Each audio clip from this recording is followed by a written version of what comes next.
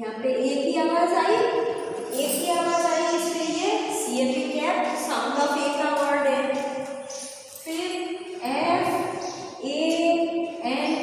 Fan, fan में भी एक ही आवाज आई, ये रहा एक, तो FN फैन ये भी ए साउंड का वर्ड है। CAT कैट ये भी ए साउंड का वर्ड है। CAT कैट में ये भी एक ही साउंड आ रही है, तो ये कैट भी ए वर्ड साउंड है। फिर देखो MAT मैट, क्या ये वर्ड MAT मैट ये आया, तो इसमें भी ए वर्ड साउंड है। फिर है MAP ये भी ए आया, तो ये भी ए वर्ड साउंड है। मैप MAP मैप, ठीक है।